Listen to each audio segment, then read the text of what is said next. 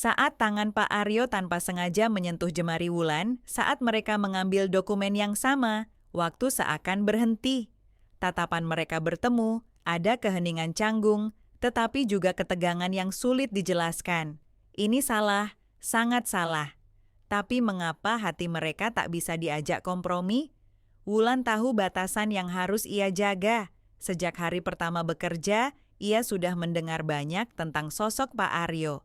Atasannya yang tegas, selalu bersikap profesional, dan terkenal tak pernah bermain api di kantor. Itu sebabnya, saat menyadari tatapan lelaki itu, kepadanya semakin lama semakin berbeda, Wulan mencoba mengabaikannya. Tapi yang namanya hati seringkali tak bisa dikendalikan.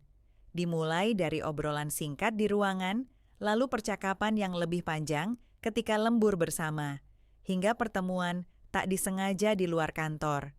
Awalnya, Wulan berpikir itu semua hanya kebetulan.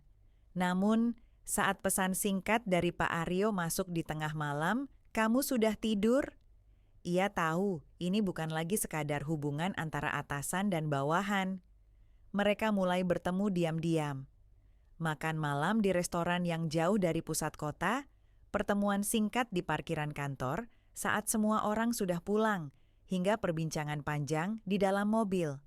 "Pak, ini tidak benar," bisik Wulan suatu malam, setelah Aryo tanpa sadar menggenggam tangannya lebih lama dari seharusnya.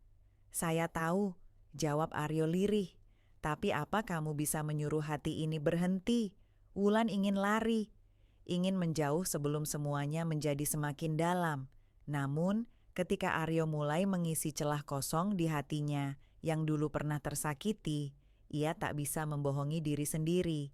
Namun, asmara terlarang tak pernah benar-benar berakhir dengan baik. Dan Wulan mulai menyadari itu ketika suatu hari, sebuah foto mereka berdua terselip di antara dokumen yang ia letakkan di meja kerja.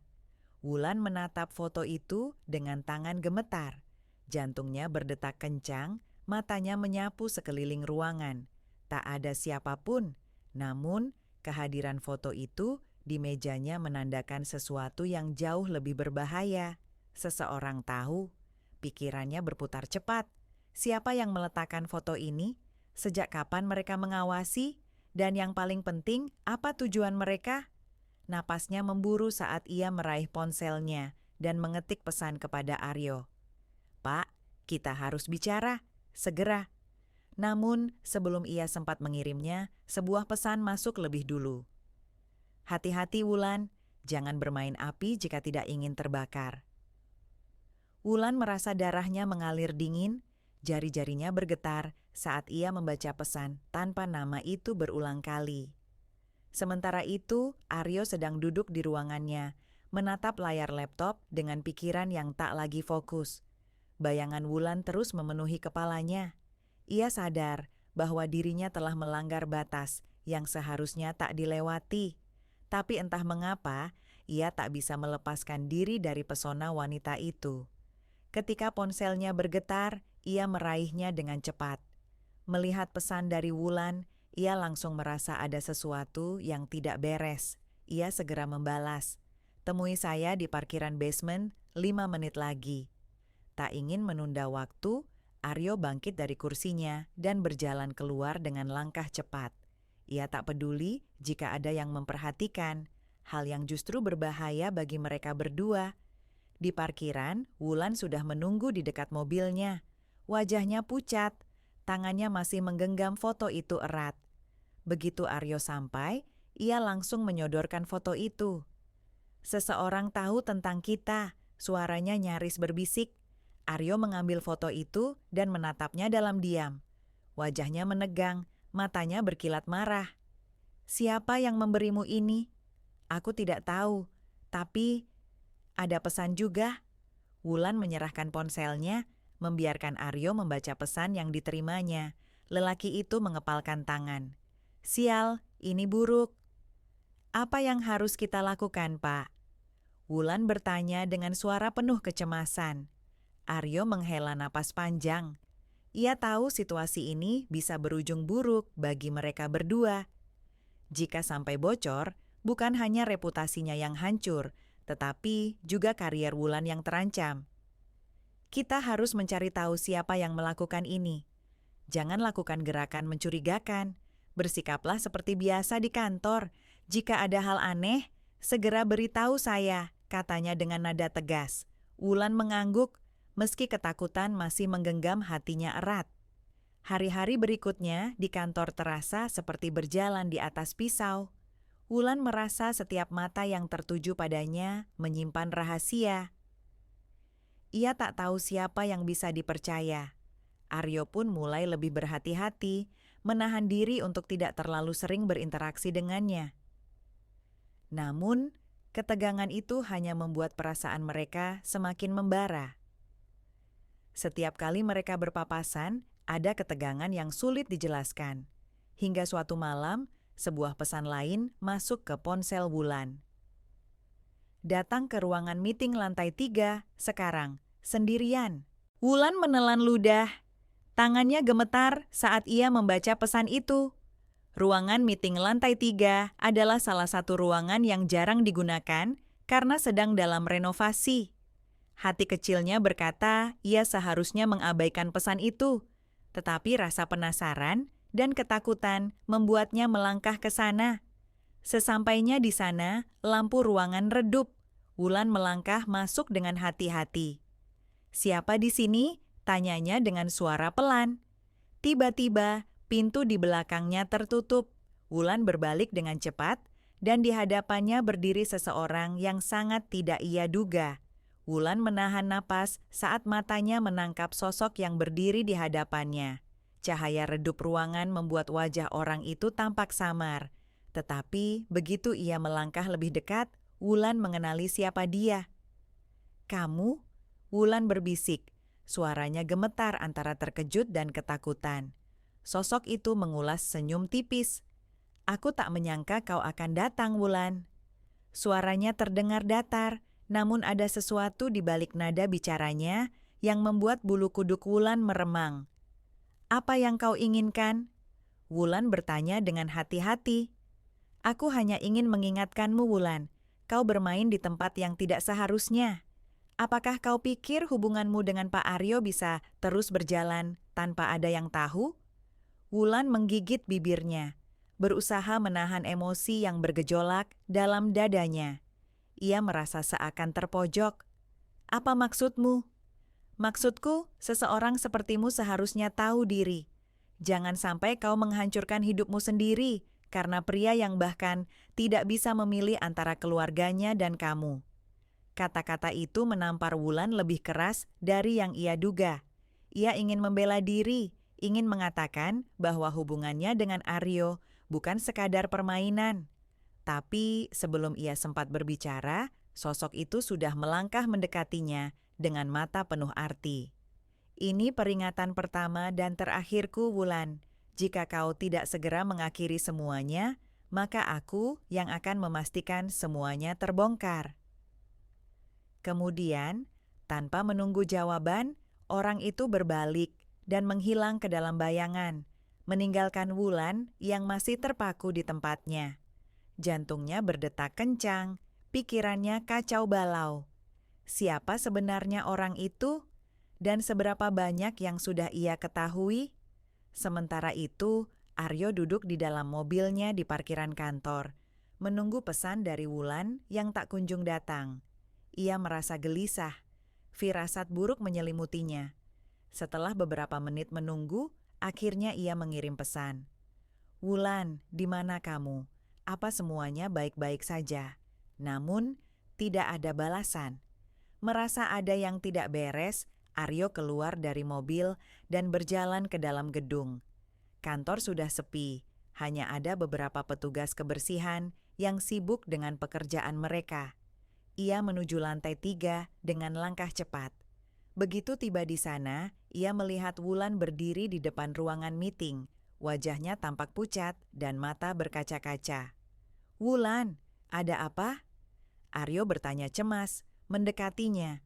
Wulan mengangkat wajahnya, menatap Aryo dengan sorot mata penuh ketakutan dan kebimbangan.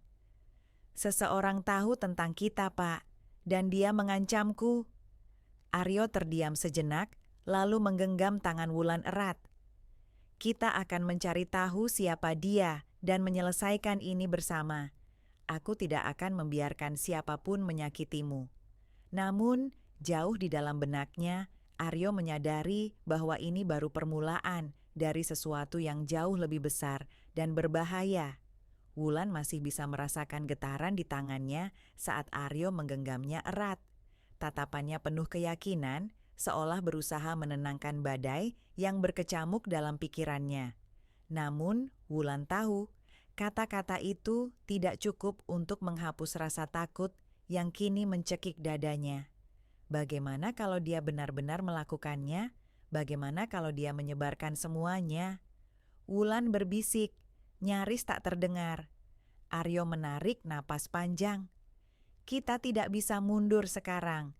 Aku akan mencari tahu siapa yang berada di balik semua ini. Kamu hanya perlu percaya padaku.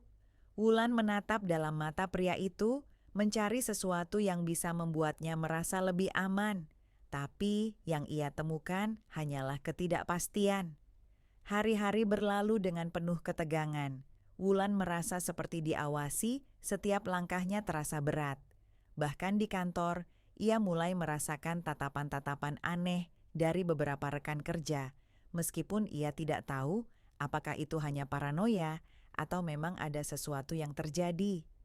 Suatu sore, saat Wulan hendak pulang, ia menemukan sebuah amplop di bawah wiper mobilnya.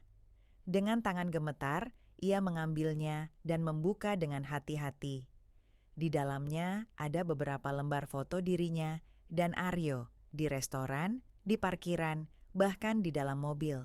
Matanya membelalak. Ini lebih dari sekadar ancaman biasa. Seseorang telah mengikuti mereka cukup lama. Seketika, ponselnya bergetar. Pesan baru masuk dari nomor tak dikenal. Masih belum percaya? Ini baru permulaan. Akhiri semuanya sebelum terlambat. Darah Wulan berdesir. Ia buru-buru menelepon Aryo, suaranya nyaris patah. Pak, ini semakin buruk. Seseorang benar-benar mengawasi kita. Aku takut. Tunggu di tempatmu, aku akan ke sana sekarang, jawab Aryo cepat. Wulan menutup telepon, napasnya memburu. Ia memandang sekeliling, mencari sosok yang mungkin mengawasinya, tapi tak ada siapapun di sekitar. Langit mulai gelap, dan ia merasa sendirian, lebih dari sebelumnya. Beberapa menit kemudian, Aryo tiba. Ia keluar dari mobilnya dengan ekspresi tegang, langsung meraih amplop dari tangan Wulan dan melihat isinya. Rahangnya mengeras. Ini sudah keterlaluan, gumamnya. Aku harus mencari tahu siapa dalangnya. Bagaimana caranya? Wulan bertanya dengan suara hampir putus asa. Aku punya beberapa orang yang bisa membantu. Kamu percayakan ini padaku. Tapi untuk sementara, kita harus lebih berhati-hati. Jangan tinggalkan jejak apapun yang bisa membuat mereka punya bukti lebih banyak. Wulan mengangguk, meskipun hatinya masih penuh kecemasan. Namun, sebelum mereka bisa membicarakan lebih lanjut, suara klakson mobil tiba-tiba terdengar dari belakang mereka. Keduanya menoleh, dan yang mereka lihat membuat darah mereka membeku. Sebuah mobil hitam dengan kaca gelap terparkir tidak jauh dari mereka. Mesin masih menyala, tetapi tidak ada tanda-tanda seseorang keluar. Setelah beberapa detik yang terasa seperti selamanya, mobil itu mundur perlahan, lalu melaju pergi dengan kecepatan sedang. Aryo mengepalkan tangan. Kita benar-benar sedang diawasi. Wulan menggigit bibirnya. Rasa takut kini berubah menjadi sesuatu yang lebih dalam, kecemasan yang mencekam. Lalu apa yang harus kita lakukan sekarang? Tanyanya pelan. Aryo menghela napas. Kita harus mencari tahu siapa musuh kita sebelum dia menghancurkan kita. Dan itu harus segera. Wulan menatap Aryo dengan mata penuh ketakutan. Situasi ini telah berkembang jauh lebih buruk daripada yang ia bayangkan. Mereka tidak hanya sedang diawasi, tetapi juga diancam secara terang-terangan. Jika mereka tidak segera menemukan siapa dalang di balik semua ini, segalanya bisa berakhir dalam bencana. Pak, bagaimana jika kita hentikan saja? Suara Wulan bergetar. Mungkin kalau kita berhenti bertemu, orang itu akan kehilangan minat dan membiarkan kita. Aryo menatapnya tajam. Tidak semudah itu, Wulan. Jika kita mundur sekarang, mereka akan menganggap kita lemah. Kita harus menemukan siapa yang mengancam kita. Tapi bagaimana? Kita bahkan tidak tahu siapa yang mengawasi kita. Wulan hampir menangis. Aryo berpikir sejenak, lalu mengambil ponselnya. Aku akan menghubungi seseorang yang bisa membantu kita. Seorang kenalanku punya akses ke informasi yang mungkin bisa mengungkap siapa pelakunya. Untuk sementara, kita harus tetap bertindak seperti biasa. Jangan panik, jangan membuat gerakan yang mencurigakan. Wulan mengangguk meskipun hatinya masih diliputi kecemasan. Ia tahu, sejak awal hubungan ini adalah kesalahan, tetapi ia tidak menyangka bahwa konsekuensinya akan seberat ini. Malam itu, Aryo menemui seseorang di sebuah kafe kecil yang tersembunyi di pinggiran kota. Pria itu, yang dipanggil Rendra, adalah seorang penyelidik swasta yang sudah lama ia percayai. Jadi, kau ingin aku mencari tahu siapa yang membuntuti kalian? Tanya Rendra sambil menyeruput kopinya. Aryo mengangguk. Ya, mereka tahu terlalu banyak, dan aku yakin mereka punya akses ke foto-foto pribadi kami. Aku ingin tahu siapa mereka dan apa yang mereka inginkan. Rendra menghela napas. Baiklah, aku bisa mengurusnya, tapi ini tidak akan mudah, Aryo. Kalau mereka cukup pintar untuk mengawasi tanpa ketahuan, mereka juga cukup pintar untuk menutupi jejak mereka. Aku tidak peduli. Aku hanya ingin ini berakhir sebelum segalanya hancur. Rendra mengangguk dan mulai mengatur rencana. Sementara itu, Wulan berusaha menjalani hari-harinya di kantor seperti biasa. Namun, ketakutan selalu membayangi langkahnya. Setiap kali ada yang menatapnya lebih lama dari biasanya, ia merasa seperti mereka tahu sesuatu. Beberapa hari kemudian, sebuah amplop lain muncul di mejanya. Dengan tangan gemetar, ia membukanya dan menemukan satu lembar kertas bertuliskan. Aku sudah bilang, Wulan, ini peringatan terakhir, berhenti sebelum semuanya terbakar. Jantungnya hampir berhenti berdetak. Siapapun orang ini, mereka tidak main-main. Dengan segera, ia menghubungi Aryo. Pak, kita dalam bahaya. Di seberang telepon, Aryo mendengar suaranya yang gemetar dan merasa darahnya mendidih. Ia tidak akan membiarkan seseorang mengancam wanita yang ia cintai. Tenang, Wulan, aku akan segera datang. Kita selesaikan ini. Aryo tiba di kantor lebih cepat dari perkiraan Wulan. Ia melangkah cepat ke arah meja Wulan dan melihat amplop yang masih ada di tangannya. Dengan segera, ia membuka dan membaca pesan di dalamnya. Rahangnya Wulan menggeleng. Tapi kita tidak tahu siapa pelakunya. Bagaimana jika kita malah terjebak dalam permainan mereka? Aku tidak peduli, Aryo menatapnya dalam. Aku lebih baik melawan daripada hidup dalam ketakutan setiap hari. Saat itu juga, ponsel Aryo berdering. Itu dari Rendra. Aku menemukan sesuatu, kata Rendra cepat. Aku tahu siapa yang mengawasi kalian. Aryo dan Wulan saling bertatapan. Siapa? Tanya Aryo tegas. Kita harus bertemu langsung. Aku tidak bisa membicarakannya di telepon. Temui aku di tempat biasa, jam 9 malam ini. Dan pastikan tidak ada yang mengikuti kalian. Aryo menutup telepon dan menghela napas panjang. Kita akan mendapatkan jawabannya malam ini. Wulan merasakan ketakutan yang semakin dalam. Ia hanya bisa berharap bahwa semua ini akan segera berakhir. Malam itu, Aryo dan Wulan tiba di lokasi pertemuan. Sebuah gudang tua di pinggiran kota, tempat di mana Aryo dan Rendra biasa bertukar informasi. Rendra sudah menunggu mereka di dalam, duduk di atas peti kayu dengan ekspresi serius. Kalian datang tepat waktu, Jadi, siapa orangnya? Aryo langsung bertanya tanpa basa-basi. Rendra mengeluarkan beberapa foto dan menyerahkannya kepada Aryo. Begitu Aryo melihatnya, wajahnya langsung berubah. Tidak mungkin. Wulan mendekat dan melihat foto-foto itu. Matanya melebar saat ia mengenali sosok di dalamnya. Ini dia, orang yang menemuiku di ruang meeting lantai 3. Aryo mengepalkan tangannya. Aku tidak menyangka. Rendra mengangguk. Ya, dalangnya adalah seseorang yang sangat dekat dengan kalian. Seseorang yang sudah lama menyimpan dendam. Wulan merasa lututnya lemas. Tapi, kenapa? Apa yang dia inginkan dari kita? Rendra menghela napas. Aku punya dugaan. Dan jika benar, kalian tidak hanya sedang berhadapan dengan ancaman biasa. Ini bisa menjadi sesuatu yang jauh lebih besar. Aryo mengangguk. Kita tidak bisa tinggal diam lagi. Kita harus menghadapi dia secara langsung. Wulan menatap Aryo dengan cemas. Tapi bagaimana kalau ini jebakan?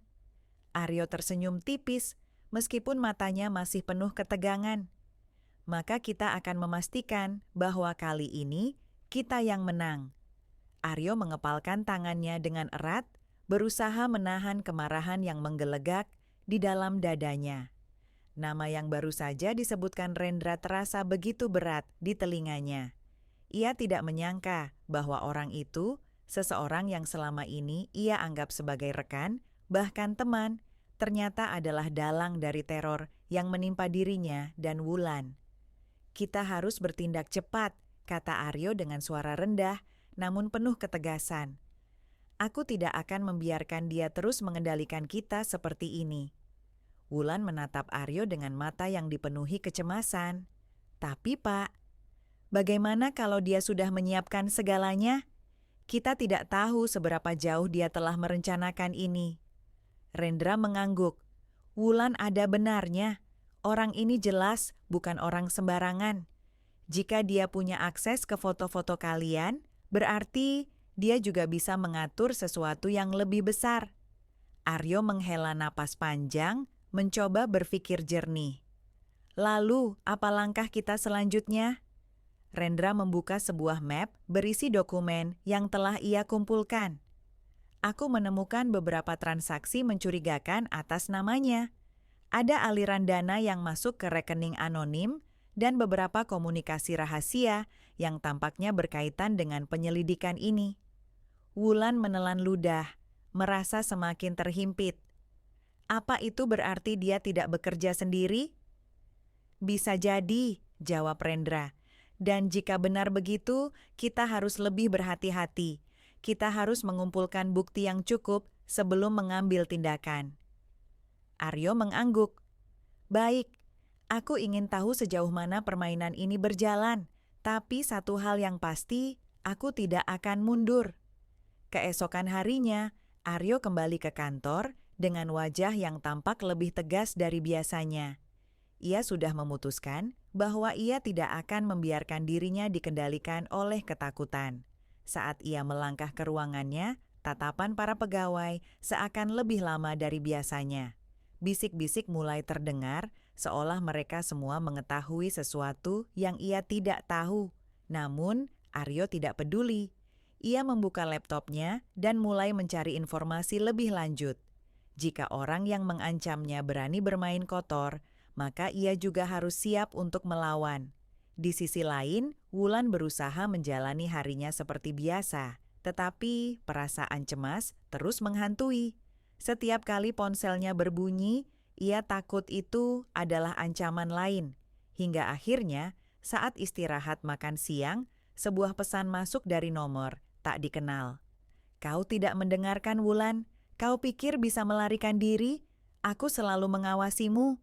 Jari-jari Wulan gemetar saat membaca pesan itu. Napasnya memburu. Tanpa berpikir panjang, ia segera pergi ke ruangan Aryo. Pak, kita harus bicara sekarang juga, katanya dengan suara panik. Aryo menatapnya dan langsung tahu ada sesuatu yang tidak beres. Ia berdiri, menutup pintu ruangan, dan menarik napas dalam. Apa yang terjadi? Wulan menunjukkan pesan itu.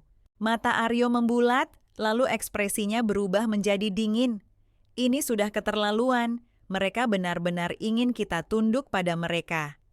Apa yang harus kita lakukan? Suara Wulan bergetar. Aryo berpikir sejenak. Kita akan menjebak mereka. Kita buat mereka berpikir bahwa kita sudah menyerah. Dan saat mereka lengah, kita akan menyerang balik. Malam itu, Aryo dan Rendra menyusun rencana. Mereka sepakat untuk membiarkan pelaku berpikir bahwa Aryo dan Wulan akan berpisah, seolah mereka menyerah pada ancaman. Namun, di balik layar, mereka mengatur strategi untuk mengungkap identitas sebenarnya dari dalang di balik semua ini. Aryo mengirim pesan kepada orang yang ia curigai. Aku menyerah. Aku akan menghentikan semuanya, biarkan Wulan pergi. Beberapa menit kemudian, balasan masuk. Tepat sekali, tapi ini belum selesai. Pastikan kau menepati janji. Aryo menatap pesan itu dengan tatapan dingin. Kau salah kalau mengira aku akan tunduk semudah itu. Di saat yang sama, Rendra memasang alat penyadap di beberapa tempat yang dicurigai sebagai titik komunikasi pelaku. Jika rencana ini berhasil, mereka akan memiliki bukti yang cukup untuk menyeretnya keluar dari bayang-bayang. Keesokan harinya, Aryo bertingkah seperti biasa, pura-pura tak lagi tertarik pada Wulan. Ia menjaga jarak, sementara Wulan pun memainkan perannya dengan baik, bersikap seolah-olah ia merasa hancur. Semuanya berjalan sesuai rencana, hingga akhirnya sebuah pesan lain masuk ke ponsel Aryo. Bagus, kau tahu tempatnya. Datang sendiri, dan pastikan tidak ada yang mengikuti. Aryo menyipitkan mata. Ini adalah momen yang ia tunggu. Malam itu, ia pergi ke lokasi yang disebutkan dalam pesan. Sebuah gudang kosong di luar kota. Rendra dan timnya telah bersiap di kejauhan, siap untuk menangkap pelaku. Aryo melangkah masuk, dan di sanalah ia melihat sosok yang sudah dikenalnya berdiri di tengah ruangan. Aku sudah menduganya, kata Aryo dengan nada dingin. Sosok itu tersenyum sinis. Kau benar-benar keras kepala, Aryo. Aku pikir kau akan menyerah begitu saja. Aku tidak akan pernah menyerah pada orang sepertimu. Saat itulah suara langkah kaki terdengar. Rendra dan timnya masuk dengan cepat, mengepung ruangan. Permainanmu sudah selesai, kata Rendra. Sosok itu tertawa kecil, tetapi tidak ada jalan keluar baginya. Wulan yang menyaksikan dari kejauhan merasa dadanya begitu sesak. Akhirnya, semua teror ini akan segera berakhir. Namun, ia tahu bahwa meskipun ancaman ini telah terungkap, hubungannya dengan Aryo tidak akan pernah sama lagi. Setelah kejadian di gudang itu, Aryo mengira semuanya telah berakhir. Namun, ia salah besar. Justru setelah penangkapan tersebut, ia mulai menerima ancaman baru. Kali ini lebih halus, lebih licik, dan jauh lebih berbahaya. Wulan, yang semula merasa lega, kini kembali dicekam ketakutan. Ia tidak tahu siapa yang bermain di balik layar, tetapi satu hal yang pasti, musuh mereka bukan hanya satu orang. Malam itu, Aryo duduk di ruang kerjanya, menatap layar laptop dengan tatapan kosong. Ia telah menerima sebuah email tanpa nama pengirim. Kau pikir ini sudah selesai? Kau baru saja membuka pintu menuju neraka.